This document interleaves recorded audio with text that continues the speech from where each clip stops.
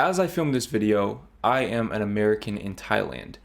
But as recently as 4 months ago, I was an American in Europe. But not only that, I was an American in Europe for over 1 year, 14 months to be exact.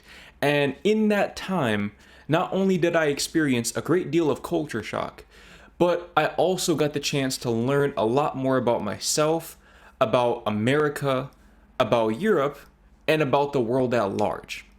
And in this video, I'm going to be reacting to 9 realities Americans discover after a year in Europe, just so that I can see how many of these resonate with me personally. That said, without further ado, let's go ahead and get into this reaction. Most people don't realize just how quickly your sense of normal can shift. The real story behind moving to Europe isn't about postcards or bucket lists. It's a steady series of smaller discoveries that change almost everything you thought you knew. Did you know that in many European cities, you can walk home from a late dinner on a quiet, well-lit street without thinking twice? Meanwhile, many That well-lit part is very important. That's something I never noticed about America until I went to Europe and then went back to America, is that there's a distinct lack of streetlights, especially in places like Dallas, which are more car-centric. It's almost like they literally just assume nobody's going to walk there. Because, quite frankly, nobody is going to walk there. Many Americans are used to the opposite. Picture a long lunch in a Paris cafe, where nobody's rushing to get back to the office compared to hurrying through a sandwich at your desk in Chicago. Once you see these differences, you can't unsee them. In this video, we'll break down 9 key ways. Once you see these differences, you can't unsee them. In this video, Where is this? If you know where this is at, comment down below. Because this right here is where we need to be moving to. This is where my girlfriend and I need to move to. I don't know where this is, but this is one of the most beautiful places I've ever seen. Anytime you have the mountains and the water like that, I mean, this is gorgeous. Architecture, everything. This is probably in maybe Italy or France, if I had to guess. Let me know in the comments. We'll break down 9 key ways Americans change after a year of living in Europe. Each point is grounded in what people notice every day, not just tourist snapshots, but the realities of daily life. But before we continue, make sure to subscribe. Number 9. Work isn't the center of everything. Americans are used to organizing life around the demands of their jobs. In the US, it's normal to start meetings before sunrise, answer emails at night, and skip vacations just to keep up. In much of Europe, priorities look different. Office buildings start emptying by 5 or 6 in the evening. This may not be the best example because he does work from home and he doesn't really work anything close to 8-hour days. But my dad definitely skips vacation pretty much every year. I think he even told me he sells his vacation time to some of his coworkers. Now again, because he works from home, because of his specific situation, he's kind of like me in that he basically has a vacation every week.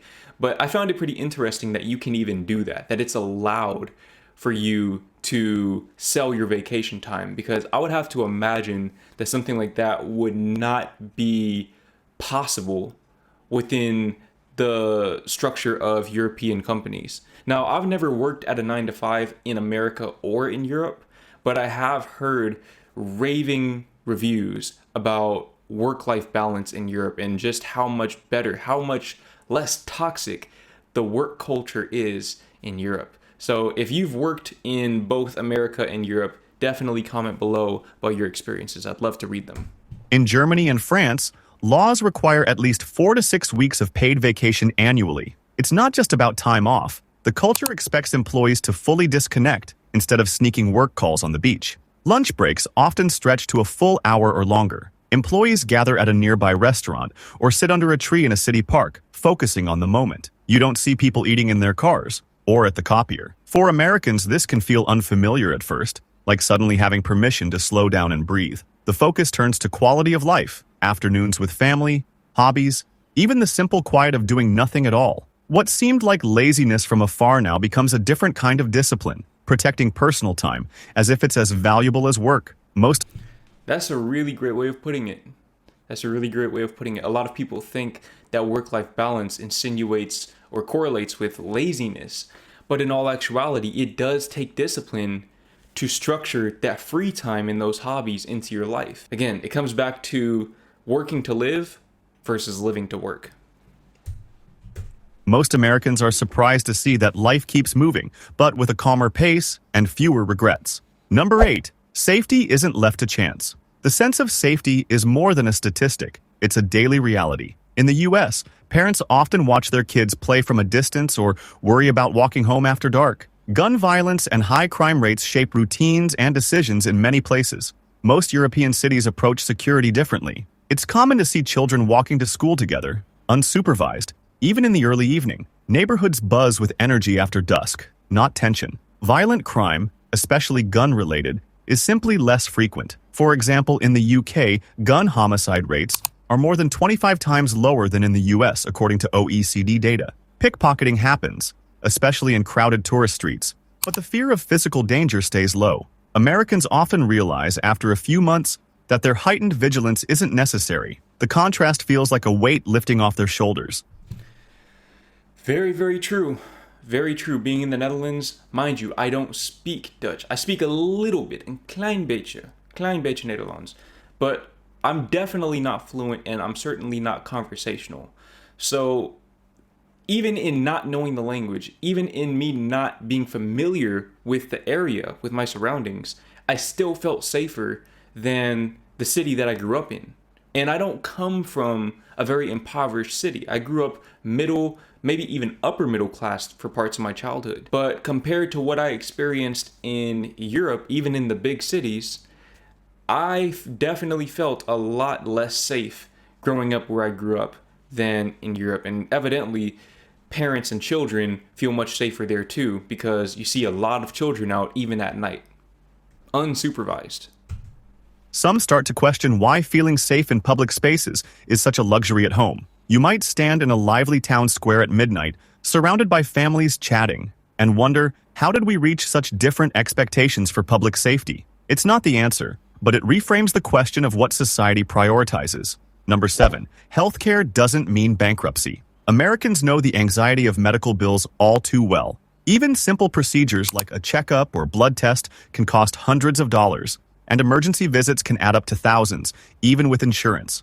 In most European countries, care is accessible for all. National health services in the UK, France, and Sweden provide doctor visits for little or no out-of-pocket cost. A routine checkup in France might cost under $30, and prescription medicine is heavily subsidized.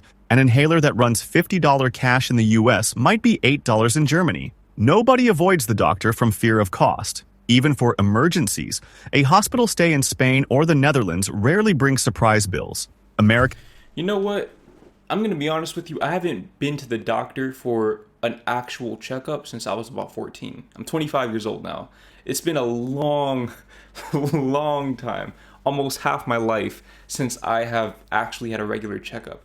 However, I did go to the doctor when I was around 21 years old because I had back problems and I needed an MRI and some other stuff done. And I vividly remember it costed me around $300 to $400 at the time. And that was with me being on my parents' health insurance plan. Now, it was worth it because eventually I was able to fix my back.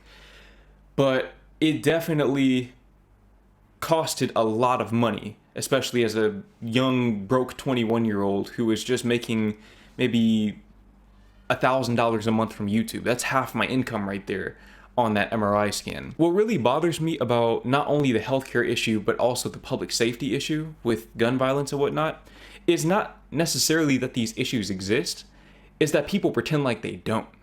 Is that people act like these aren't problems that need to be addressed. I genuinely still, it blows my mind that people can see these mass shootings on the news every day, damn near, and still not feel like anything is wrong. I don't get it. These things don't really happen in Europe, and on the rare occasion that they do happen, policymakers take action. Shocker. It's crazy. I know. It is possible for the people in charge to take action to actually change things.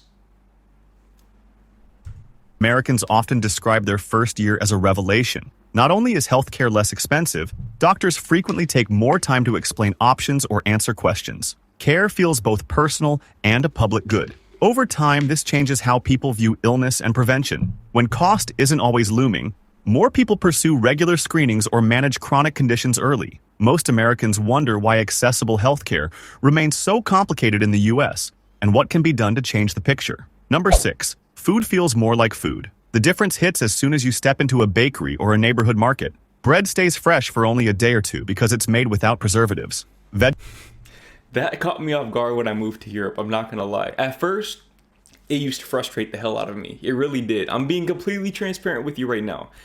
Whenever we would get bread, it would last for maybe 3 days at most. And I'm talking about the sliced bread from the supermarket, not even from the bakery. 3 days outside of the freezer. Whereas in America, that same bread or a similar bread would last maybe 2 weeks or a week and a half at least.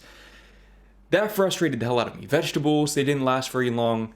It really bothered me because generally I like to go to the grocery store once a week. It wasn't until maybe 3 or 4 months in that I realized, the bread and vegetables here expire much quicker.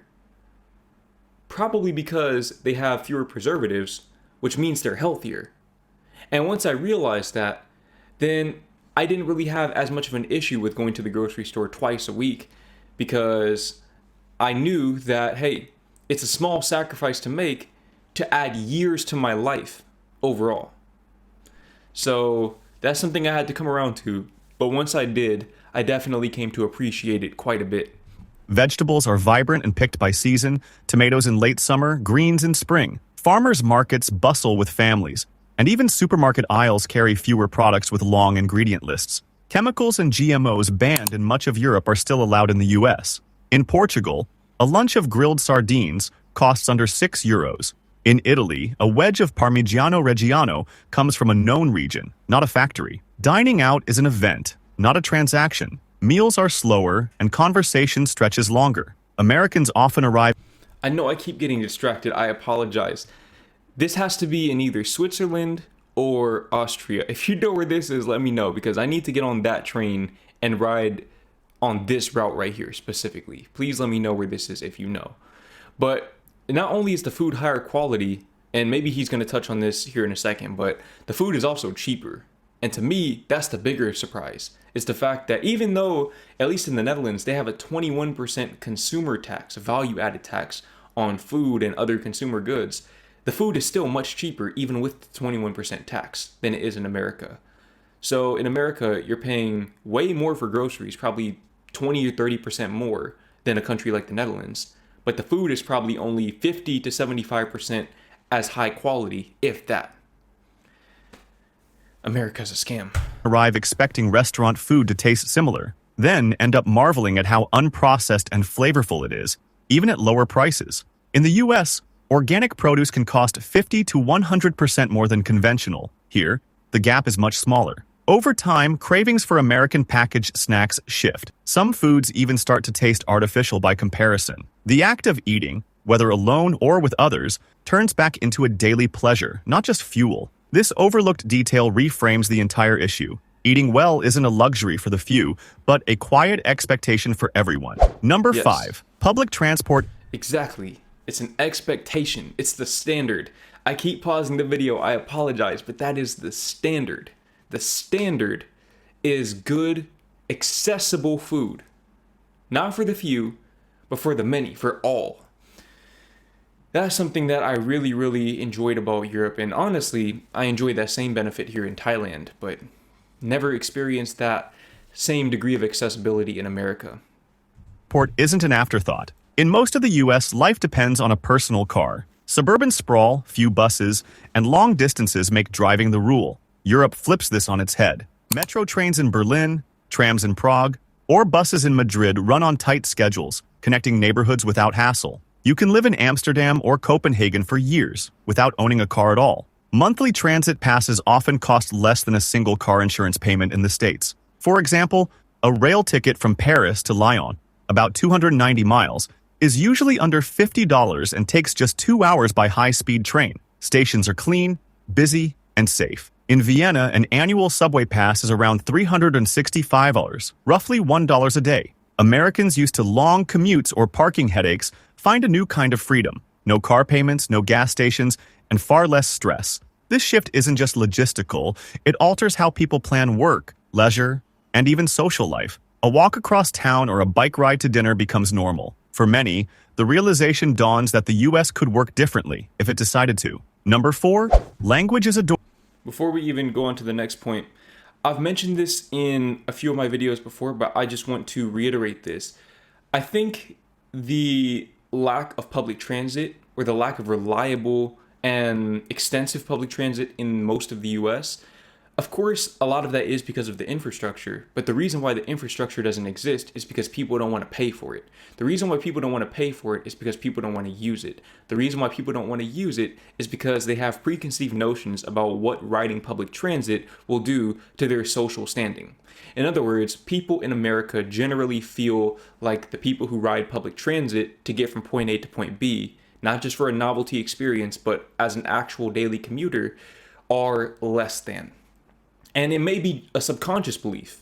It may be a subconscious belief, but the belief is there nevertheless. And that belief right there, that belief that public transit is intrinsically inferior, creates this self-fulfilling prophecy where only, I don't want to say bottom of the barrel because there are a lot of honest, hard-working folks riding public transit, but a lot of times it's a stereotype and a reality that in American public transit, you'll see a lot of people who you really don't want to spend much time around. People who are just generally up to no good. And because of that, people don't want to ride the public transit. And again, self-fulfilling prophecy, it keeps going. And so I don't really know how you break through that cycle other than through exposure. I believe that's the only way, is for more Americans to go to places in Europe or maybe even places in Asia and experience the normalcy of public transit in these places, to see that it's possible for public transit to be a viable method of transportation for the average person, not just the person who's up to no good looking to cause trouble, but for your 9-to-5 worker or for children even getting to and from school, etc. Once Americans can expose themselves to that, I think we'll start to see some pretty drastic changes in America. Hopefully. Is a door, not a barrier. Americans grow up surrounded by English. In much of Europe, switching languages is daily practice.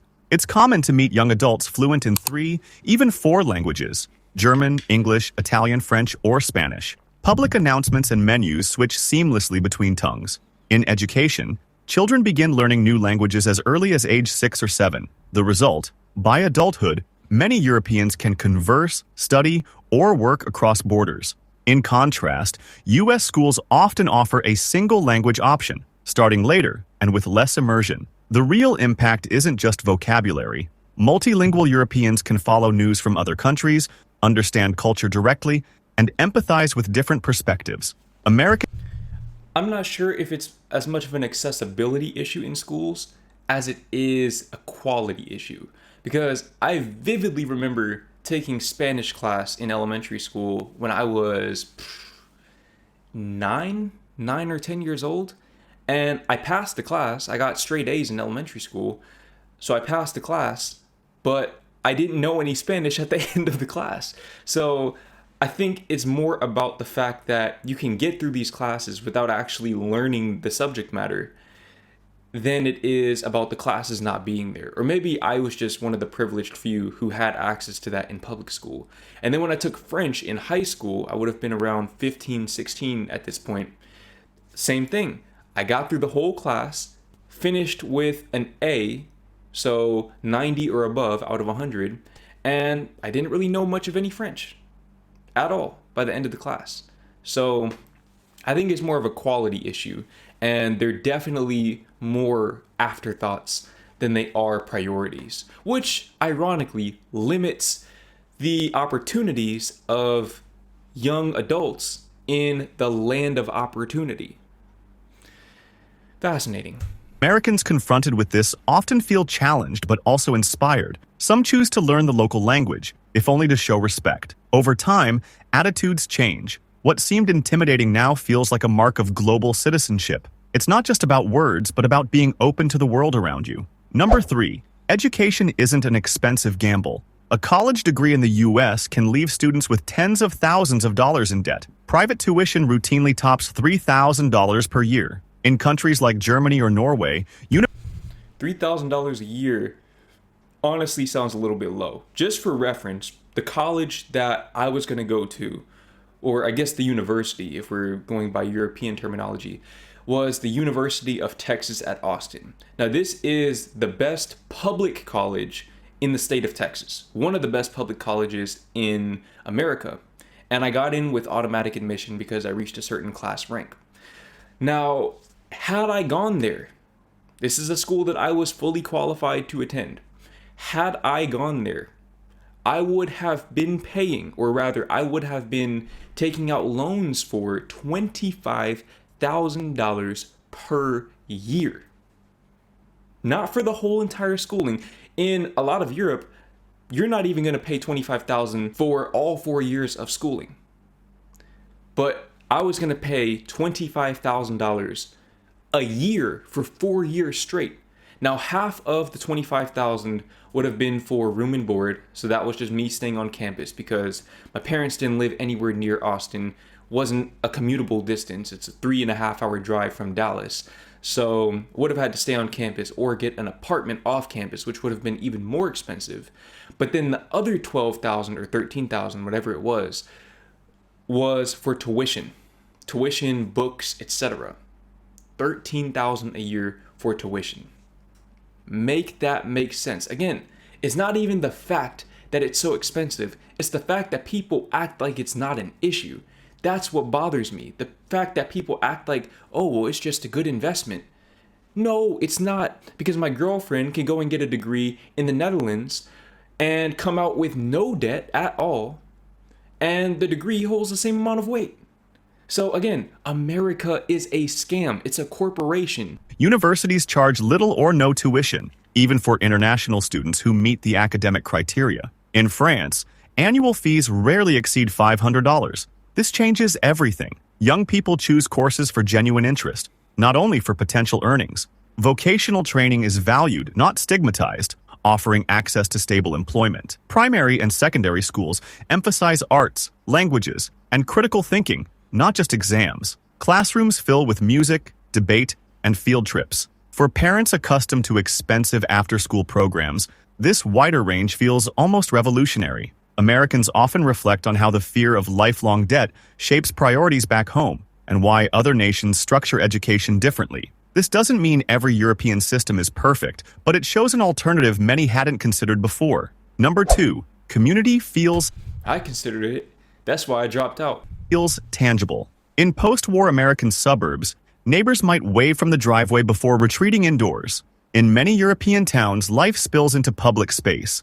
Morning routines include shopping at a corner bakery or chatting at a small cafe. Evenings draw people into square plazas, where live music drifts on the air, and older residents play chess under the trees. Parks and pedestrian-only zones invite lingering conversations and impromptu games of soccer. Car traffic is often diverted to make way for walkers and cyclists. Markets fill with vendors and regular customers greeting each other by name. Americans used to long drives and private yards notice more spontaneous interactions. People pause to ask about your day or share local news. At first, the visibility and togetherness can feel unfamiliar, maybe even intrusive. But over time, most grow to enjoy the sense of belonging. The shift isn't just physical, it's a mindset, valuing connection over convenience and community over individual solitude. Connection over convenience. I like the way he phrased that, because that's very, very true. I'm going to get this guy off the screen in a second. But yeah, something that I definitely noticed is that in Europe, it seemed like very few people had large backyards, but there were many more public parks within the neighborhoods. So, I mean, when you have 5 different parks within a 1.5 to 2 square kilometer radius, then I'm willing to bet that the children growing up in that neighborhood will have better childhoods and develop much stronger connections than the children who grow up in these fortresses with these big backyards, but no public parks where they can actually meet other kids and intermingle with other kids, because they're always completely isolated in that backyard with these big fences. I don't know. I could be wrong about that, but that's just what common sense tells me. Number 1, Every return involves a double shift, gratitude, and culture shock. After a year in Europe, Americans often feel both thankful for home and startled by the familiar. The entrepreneurial drive in the US, the readiness to start a business, take a risk, or try something new, remains admired. It explains much of America's dynamism, but stepping back into certain routines can provoke culture shock. Restaurant portions look oversized. Shopping centers stretch for city blocks. Consumer advertising feels constant. Tipping after every meal with tableside pressure suddenly seems odd when you've gotten used to service charges built into the price. Most people don't realize it, but living abroad uncovers a contradiction. Americans miss some freedoms and opportunities unique to US culture, yet also wish some European habits like affordable healthcare, safe neighborhoods, or free college could be brought home. The real lesson isn't one of superiority, but of perspective. Americans often leave changed with sharper eyes for what works and what needs fixing. This confirms what some already suspected. Sometimes you don't see what you're missing until you've lived without it. Drop your thoughts in the comments, and don't forget to like and subscribe for more content like this. Definitely resonate with everything he said right there. You see America with much more critical eyes. And I remember I was making a lot of reverse culture shock videos when I got back, but that's because I was seeing it from the perspective of having lived in Europe for a year. And some people thought that I was just complaining just to complain, but it was like, no, I see America has all of this potential. There's 350, however many million people who live in America, and yet somehow this country can't figure it out.